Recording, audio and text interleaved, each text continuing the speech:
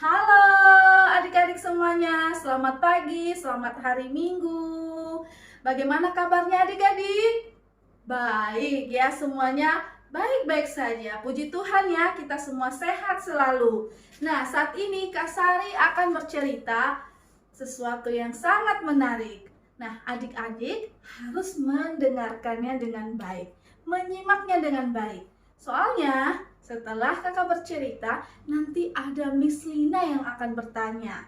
Nah, adik-adik harus bisa menjawabnya. Oke? Siap adik-adik? Siap kakak ya? Ya, hari ini kakak akan bercerita tentang seorang ratu yang tercatat di dalam kitab Ester pasal 1 ayat 1 sampai 22. Ester pasal 1 ayat 1 sampai 22. Nah, adik-adik, pada zaman dahulu ada seorang raja namanya adalah Ahasiweros. Raja Ahasiweros ini merajai 127 daerah mulai dari India sampai ke Ethiopia pada zaman itu. Besar sekali kekayaannya adik-adik. Pada tahun yang ketiga dia memerintah, Raja Ahasiweros ini mengadakan suatu perjamuan yang besar atau pesta yang sangat megah sekali. Nah, adik-adik tahu nggak berapa lama? Ya, selama 180 hari. Nah, setelah genap hari-hari itu adik-adik, Raja Ahasiweros mengadakan lagi perjamuan kepada seluruh rakyatnya di dalam benteng Susan.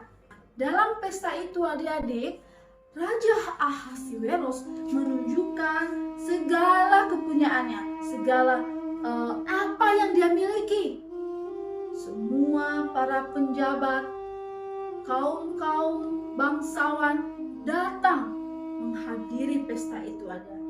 Dalam pesta itu semuanya tersedia. Makanan yang begitu lezat, minuman anggur yang begitu manis. Semua orang makan sepuasnya, menikmati kebahagiaan Raja Ahasiweros. Nah, di samping itu juga adik-adik, seorang ratu namanya Wasti juga mengadakan pesta bersama teman-temannya, para perempuan-perempuan, istri-istri kaum bangsawan, istri penjabat-penjabat yang datang dalam kerajaan Ahasiweros. Pada suatu hari adik-adik, raja menginginkan Ratu Wasti untuk datang. Dia memanggil para sida-sida supaya mereka membawa Ratu Wasti untuk hadir di sampingnya dan menggunakan mahkotanya, menunjukkan kecantikannya karena Ratu Wasti begitu elok parasnya. Lalu para sida-sida itu pergi memanggil Ratu Wasti. Salam Ratu. Saat ini kami diperintahkan supaya Ratu datang menemani Raja Ahasiweros. Ratu Wasti tidak mau adik-adik. Dia menolak, dia marah. Saya tidak mau. Pokoknya saya tidak mau. Saya tidak hadir. Nah, adik-adik, perkataan itu disampaikan kepada Raja Ahasiweros. Raja Ahasiweros sangat geram, sangat marah dan malu karena Ratu Wasti tidak datang menemui dia. Dia tidak taat kepada perintahnya. Dia melawan raja. Nah, adik-adik, orang-orang mendengarkan Ratu Wasti membicarakan raja. Mereka berkata-kata, mengolok-olok, wah, Ratu melawan raja. Ratu Wasti tidak mendengarkan raja. Bagaimana dengan yang yang lain, dia aja seorang ratu tidak memberikan contoh yang baik.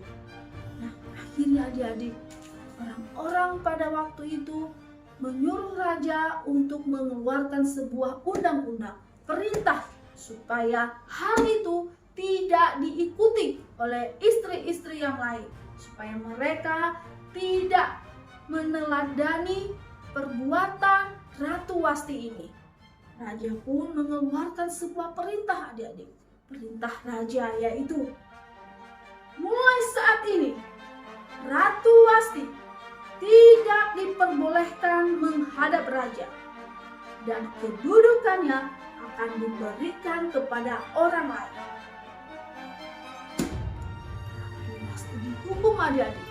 Dia tidak jadi ratu lagi. Tadinya Ratu Wasti sangat senang. Dia seorang ratu, dia memakai mahkota, dia dihormati, dia ikut senang dalam kesenangan raja. Dan karena dia melawan, tidak mendengarkan perintah raja, akhirnya Ratu Wasti ini diturunkan, sudah tidak boleh menghadap raja lagi, dan kedudukannya akan diberikan kepada orang lain.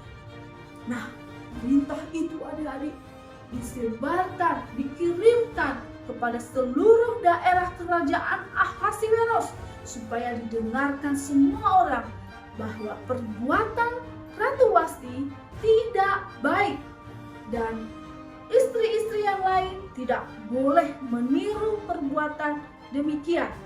Mereka harus taat kepada suami dan mendengarkan suami-suami mereka.